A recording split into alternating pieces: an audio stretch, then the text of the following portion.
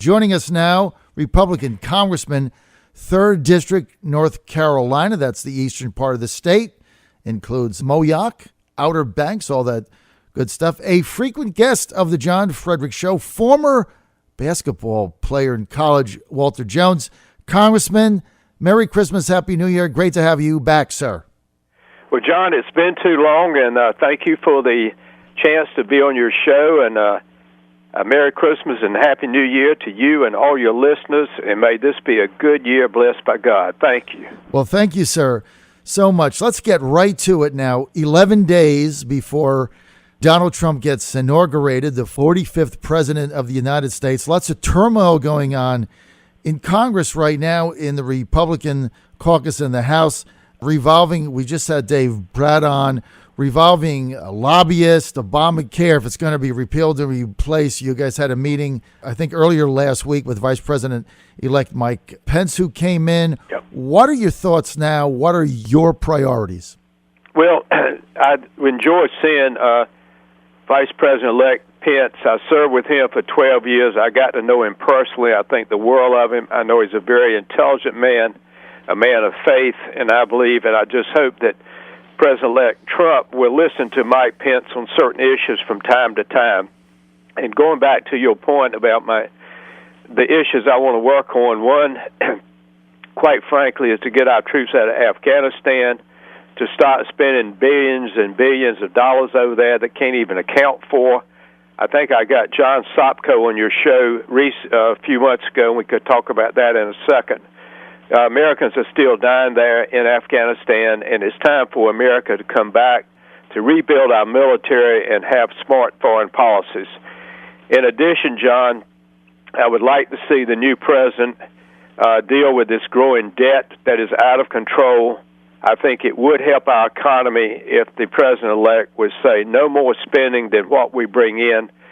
So there's so many issues that sound like they're national issues, but they will impact on districts. There's no question about it. Okay, let's get to the debt. Nobody's really talking about that again. The plan potentially to replace Obamacare could drive it by tens of billions of dollars. We don't even know what that cost is. Yep. Also, you mentioned this ongoing effort in Afghanistan. I want you to talk about that. How do we get people's attention that we just need to get the heck out of there? Well, John, that's one issue I've preached on for about 5 or 6 years now, and even had a conversation with Paul Ryan maybe before Christmas. I don't remember the date.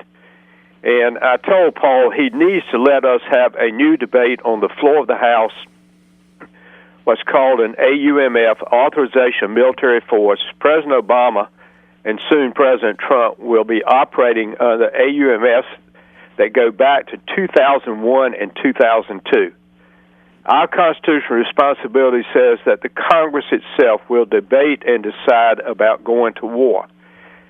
So I am working on a resolution now that I hope to drop probably in the next 3 weeks, maybe 4, that will basically call on the House and Senate to have a new debate on our policy in Afghanistan. I don't know how far it will go, but I'm going to push. I'm going to reach out to colleagues in both parties to join me on this because, John, we have no end plan. We have no end plan in Afghanistan. We've been there 16 years, and as I said just a few minutes ago, we had 5 or 6 Americans killed in November in Afghanistan. We still have no authorization, really, and I know that former vice presidential candidate and Democratic senator from Virginia, Senator Tim Kaine, has been calling for Congress to do something since he's been there, but nobody can seem to get the moxie up to act on it. Why? John, I want to say thank you to Senator Kaine because he and I have shared the same concern that you just mentioned. I do not understand it. I have written letters to, and many of these have been signed by Democrats and Republicans, by the way, to John Boehner, now Paul Ryan, asking to let us meet our constitutional responsibility. That's exactly what Senator Kaine's saying. I sometimes, John, quite frankly, think it's the influence of money. The military-industrial complex that President Eisenhower former General Eisenhower, said beware of, I think, control too much of the policy in Washington. And I'm outspoken on that to my own party and saying, I know we have to raise money for the next campaign, but why do we have to make our policies based on how much money we raise? I don't know if Peter Schweitzer, who wrote Extortion, I tried to get him on your show. Did he ever come on your show? He was on. It was excellent. Okay, thank you. Well, what he told your listeners at that time is what I'm trying to repeat. Too many times, policy in Washington is driven by how much money each party wants to raise for the next election. That's not the way we should be doing the people's business. So, Congressman Walter Jones, what was the deal last week? You guys reconvened the 115th Congress 1 week ago today, and right off the bat, some Republicans in leadership were trying to get rid of the Independent Oversight Committee. What was the deal there? Well, I was very much opposed to that. I was not there Monday night because I came up the next day, which was a Tuesday. And when I heard that they were trying to eliminate the Independent Congressional Ethics Committee, I was very much opposed to it. I let the leadership know it, and there were other Republicans. I certainly was not the only one that thought it was absolutely wrong. If the leadership and thinks, now let me be fair about it, I just misstated. Actually, Paul Ryan came out in opposition to eliminating the Ethics Committee, so did Kevin McCarthy. It was more of the rank and file and Bob Goodlatte from Virginia, who's a very fine fellow, let me make that clear. They wanted to make some significant changes to dilute the influence of the Independent Congressional Ethics Committee, which is outside of Congress. And I was just very much opposed to it. I know what goes on from the inside, and I think any sunshine that we can bring to what goes on in the inside is the right thing to do. Look, there was a firestorm that went with that, and that got overturned. I just thought that whole thing was a bad idea. I mean, we have the Independent Committee of Oversight was set up for a reason, and that was Absolutely. to give people the opportunity to whistleblow. And obviously, whenever there's anonymous whistleblowers, there's going to be some people that have a political agenda or something else. But the alternative is to throw the baby out with the bathwater, right? That's right. So I don't think to me, John, your point was well stated, because if the American people are going to ever have confidence, and there's very little confidence in Congress right now, then we need to show we're above reproach when possible. And I just think that too many times we want to make it easy for the people within the system when the system, as I just said, needs to have more spotlight. Right. You have this whole lobbying thing going on. Here's the problem, Congressman, and I'll just be honest with you. It's hard for the average guy going to work or gal, punching a clock every day, put these representatives up there. This is supposed to be a job to serve the public. You make $180,000 or somewhere in there. You have people in there 5 or 6 or 7 terms. They come out and they're millionaires. And people can't figure this out. I mean, there's got to be a reason for that. I mean, somehow this system is just messed up. Well, John, I'm in a lawsuit. I don't know if you saw that on my website or not, but I joined 3 months ago with Ted Lieu, who's an active member. He's a smart young man, California Democrat.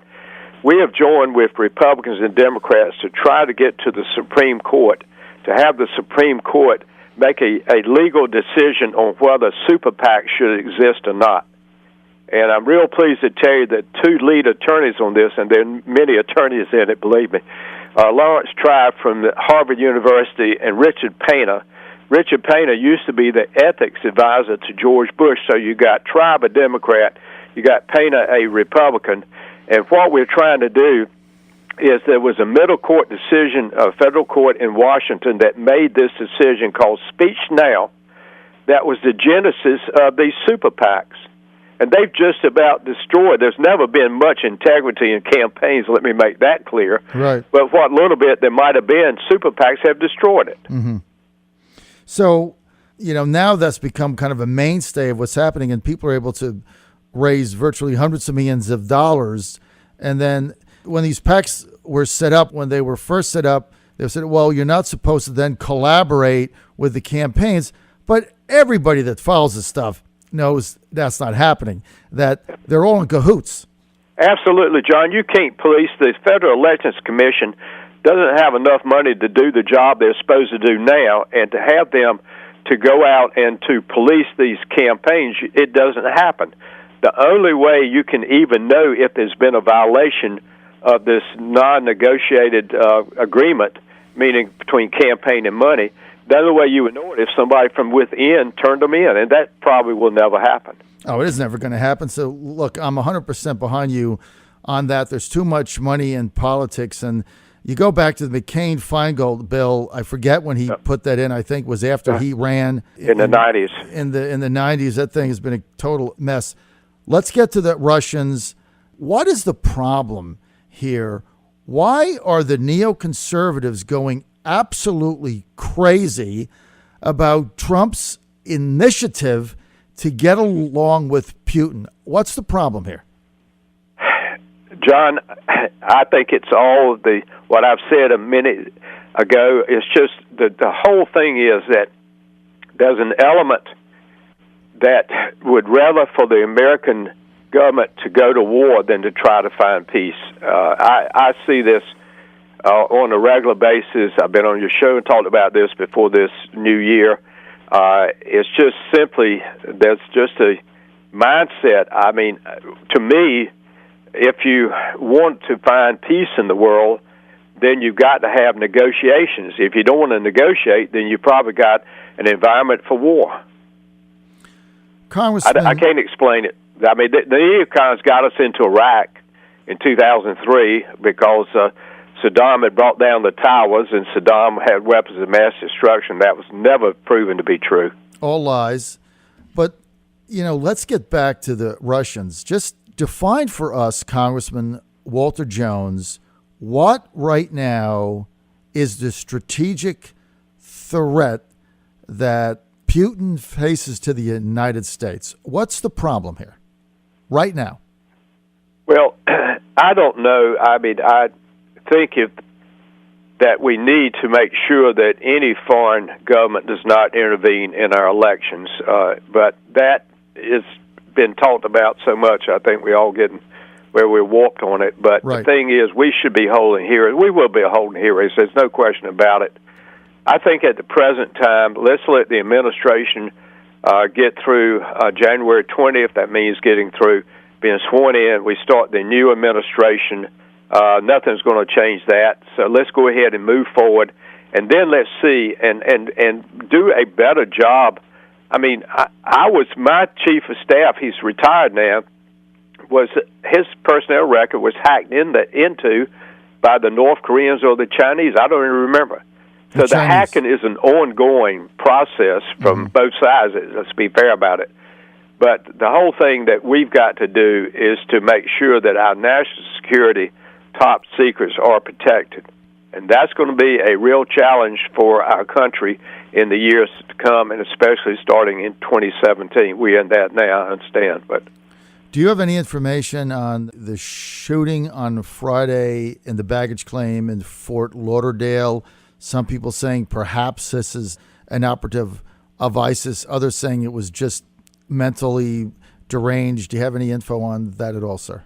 Well, John, I think the guy had severe PTSD. I don't know that, just based on assumption from all the stories I've heard.